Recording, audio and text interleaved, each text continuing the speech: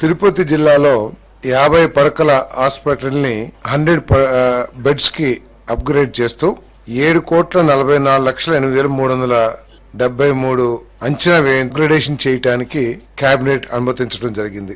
దీని మూలంగా అదనంగా 191 పోస్టులు డాక్టర్స్ కానివ్వండి, లేదా పారామెడికల్ స్టాఫ్ కానివ్వండి 191 మందిని మంజూరు చేయడం జరిగిందని చెప్పేసి మనం చేస్తాను.